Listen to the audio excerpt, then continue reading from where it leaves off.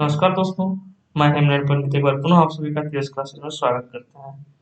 आज का ये जो टॉपिक है श्रम विभाजन और जाति प्रथा से, जो कि हिंदू गोधूली खंड का एक चैप्टर है जिसका नाम है श्रम विभाजन और जाति प्रथा। इसमें हम 30 प्लस क्वेश्चन का अध्ययन करेंगे। क्वेश्चन वैसा रहेगा जो कि क्वेश्चन आपका परीक्षा में आने का इसका चांस रहेगा। ठीक है, तो चलिए हम अगला क्वेश्चन की तरफ चलते हैं। पहला क्वेश्चन की तरफ चलते हैं कि श्रम विभाजन और जाति प्रथा के लेखक कौन है। अब हमारा ऑप्शन है डॉक्टर राम मनोहर लोहिया, बाबा साहब भीमराव अम्बेडकर, महात्मा गांधी और डॉक्टर संपूर्णानंद। तो हमारा जो आंसर हो जाएगा वो हो जाएगा हमारा बी, बाबा साहेब भीमराव अम्बेडकर। ठीक है, अगला क्वेश्चन है लेखक की दृष्टि में विडंबना की बात क्या है। जातिवाद के पोषकों की कमी नहीं है, जातिवाद के पोषक नगण्य है, आर्थिक दृष्टि से जातिवाद उचित है, जातिवाद लोकतंत्र के विरुद्ध नहीं है। तो इसका आंसर जो हो जाएगा आपका ए हो जाएगा, जातिवाद के पोषकों की कमी नहीं है। ठीक है, चलिए अब अगले क्वेश्चन की तरफ चलते हैं कि लेखक की दृष्टि में आदर्श समाज कैसा होना चाहिए। हाँ, तो लेखक के दृष्टि में अर्थात बाबा साहेब भीमराव अम्बेडकर की दृष्टि में आदर्श समाज कैसा होना चाहिए, तो ऐसा होना चाहिए जिसमें स्वतंत्रता, समता और भ्रातृत्व का भाव हो। पांचवा क्वेश्चन है हमारा, लेखक बेरोजगारी के प्रमुख और प्रत्यक्ष कारण किसे मानते हैं।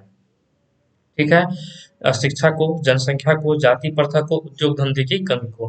तो लेखक जो है सो बेरोजगारी का प्रमुख कारण अर्थात बाबा साहब भीमराव अम्बेडकर जो है तो बेरोजगारी का प्रमुख कारण जाति प्रथा को मानते हैं, जनसंख्या को नहीं मानते हैं, शिक्षा को नहीं और उद्योग धंधे की कमी को भी वे नहीं मानते हैं। अम्बेडकर की दृष्टि में भाईचारे का वास्तविक रूप कैसा होता है। तो अम्बेडकर की दृष्टि में भाईचारा को जो होता है दूध और पानी के मिश्रण की तरह होता है। ठीक है, हमारा अगला क्वेश्चन है कि भारतीय संविधान के निर्माण में महत्वपूर्ण भूमिका किसकी है। भारतीय संविधान के निर्माण में महत्वपूर्ण भूमिका किसकी है, तो बाबा साहब भीमराव अम्बेडकर की। ठीक है, तो अगला क्वेश्चन है कि सभ्य समाज की आवश्यकता क्या है। सभ्य समाज की क्या आवश्यकता है, जाति प्रथा, श्रम विभाजन, अनुबंध या दूध पानी। तो इसका जो हो जाएगा तो श्रम विभाजन इसकी आवश्यकता है। ठीक है, निम्नलिखित रचनाओं में से कौन सी रचना डॉक्टर भीमराव अम्बेडकर की है। The caste in India, who are Shudras, the untouchables, you are they, या इनमें से सभी। तो इसका जो आंसर हो जाएगा आपका जो डी हो जाएगा, क्योंकि ये तीनों का तीनों जो बुक है इसकी डॉक्टर भीमराव अम्बेडकर की रचना है।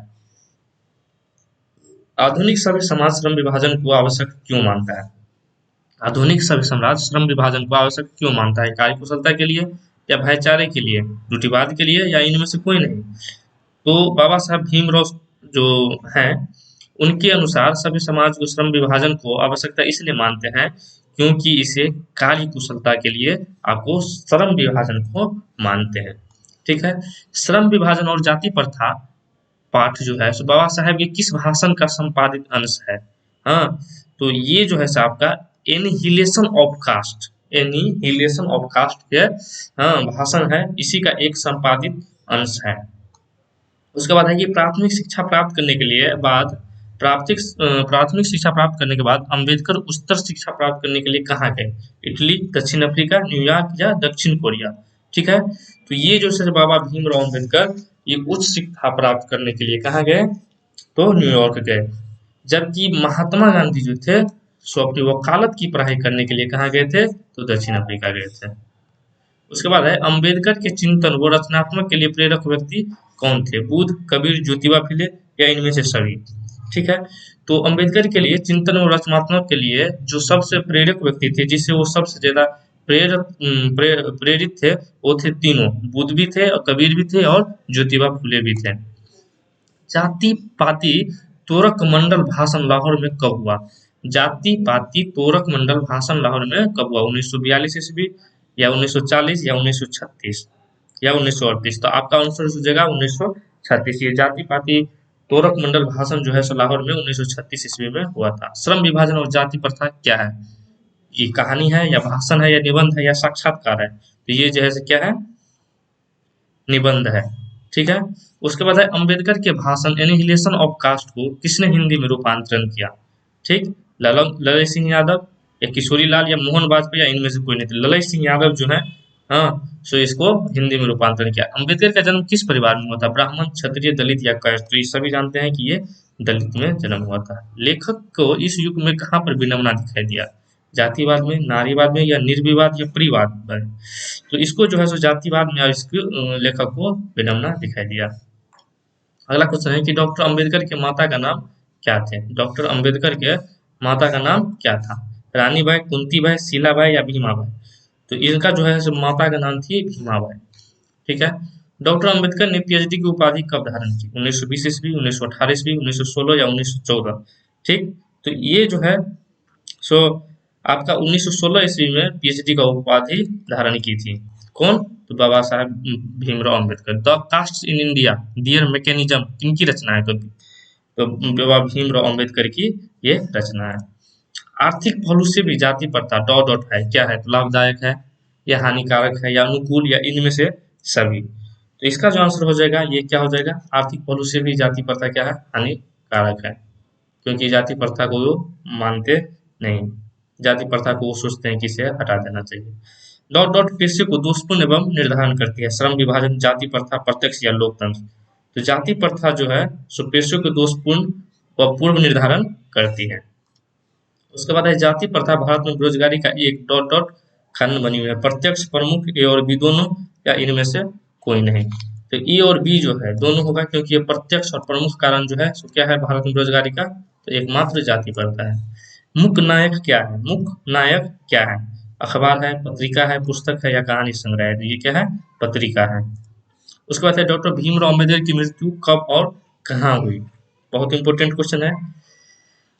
हिंदी में अगर आप पढ़ाना चाहते हैं, अगर पूरा का पूरा स्कोर पाना चाहते हैं, पूरा तो स्कोर नहीं मिलेगा इसमें, लेकिन अगर हिंदी में अच्छा आप नंबर जानना चाहते हैं तो सबसे पहले आप क्या कीजिए कि जितना भी लेख है, गद्य खंड हो या पद्य खंड, इन सभी के लेखक का नाम आप याद रख लीजिए और लेखक का जन्म, मरे कब, कहाँ से शिक्षा प्राप्त किए, ये सभी आपका बहुत इंपॉर्टेंट रहता है।